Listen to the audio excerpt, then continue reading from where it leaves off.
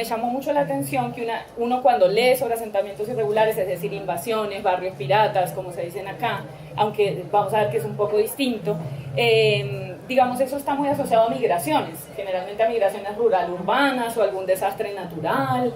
En Montevideo eso no pasaba, es un caso rarísimo, es un caso donde la ciudad no crece, una ciudad, pues un país que es urbano desde los años 60 y donde explota la ciudad informal en los años 90. Entonces me llamaba mucho la atención entender por qué. Digamos, lo que veía eran personas usando 1000 estrategias para sobrevivir, teniendo mucha más agencia de la que normalmente se le daba a esas personas, que se las definía como por falta de una buena casa, por falta de un buen trabajo, por falta de ingresos, por falta de educación, pero yo veía que hacían cosas todo el tiempo. Y entre otras cosas que tenían en sus cuadernos de notas de las asambleas del barrio, tenían los teléfonos del alcalde municipal, de tal edil, del senador tal. Esos ciclos de movilización urbana están más vinculados desde tu trabajo a los ciclos políticos que a los ciclos económicos. Es como el principal debate que tú estableces con quienes han trabajado la movilización urbana y la movilización social previamente. Sí, digamos, no es que la situación económica no tenga que ver, nadie ocupa una tierra si no tiene necesidad de vivienda. Lo que aquí trato de argumentar es que la necesidad económica interactúa con momentos políticos particulares. Entonces describo,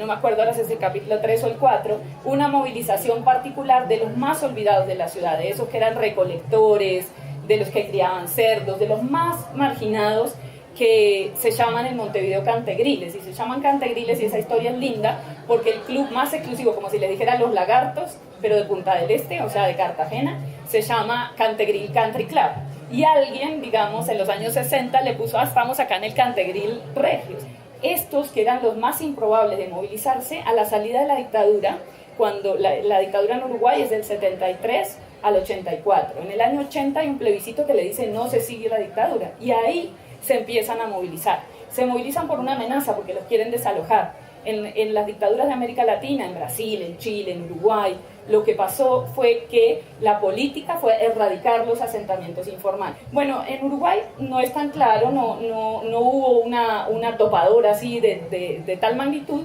pero en esos años, en los años 80, se quieren construir unas rutas, unas carreteras, como unos accesos a la ciudad. Y entonces estos barrios se iban a desalojar. Entonces,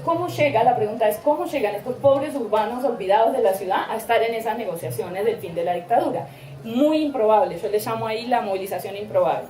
Y cuando uno se pone a investigar, llegan porque en esos barrios había comunidades cristianas de base, que durante la dictadura eran como los únicos recintos donde militaba la gente. Eran curas que se iban a vivir a estos barrios haciendo una opción por la pobreza,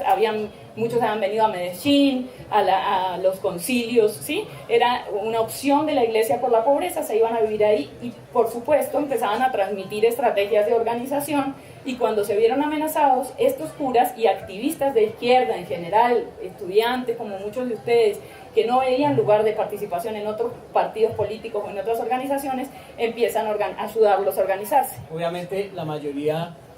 de quienes hemos leído el libro, quienes van a leer el libro, no tienen un contacto con la sociedad uruguaya, ni mucho menos con los procesos de poblamiento de Montevideo.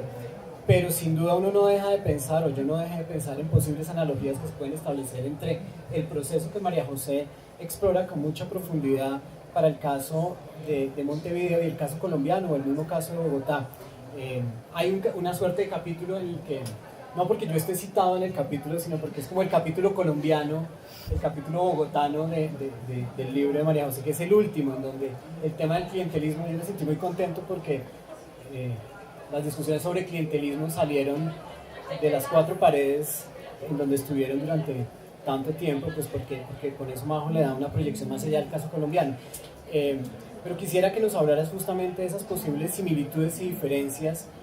por ejemplo desde el punto de vista del clientelismo, pero desde el punto de vista del mismo fenómeno que tú estás trabajando. Yo creo que quisiera oírte pensar las analogías, las similitudes, las diferencias con el caso colombiano. Entonces, la historia del clientelismo de mercado, que se la debo mucho a Miguel y a los autores colombianos, está ahí para decir, oigan, de vuelta tiene que ver con la agencia de los pobres urbanos. Estas no son personas descerebradas que que pues se van a ir con alguien que le ofrezca una chapa. Se habla en Uruguay de ciertas cosas que pasaban antes en Colombia, entonces, no sé, del microtráfico, digo por los medios de comunicación cómo se nombran las cosas, no es que por los medios de comunicación se difuminen esas actividades ilegales, sino que se empiezan a nombrar de la misma manera esas dinámicas y empiezan a aparecer dinámicas fuertes de cooptación de los habitantes, de amenazas de los habitantes. Por ponerles un ejemplo con el que termino en un tono bastante negativo el libro, es una historia de un barrio del que estoy yendo desde el año 98, desde que empecé la universidad. Y en ese barrio, los niños que construyeron conmigo un merendero, hoy muchos están en el microtráfico, por lo menos 2 están muertos, parece que otro le disparó, o sea, las dinámicas comienzan tristemente a aparecerse y pareciera que el efecto de la concentración de la pobreza sin atención del Estado da lugar a estas cooptaciones territoriales y que tenemos otra vez, así como aprendí del clientelismo de mercado, que aprender de las dinámicas territoriales de comunas de Medellín, de barrios periféricos de Colombia, para entender las nuevas dinámicas de estos barrios.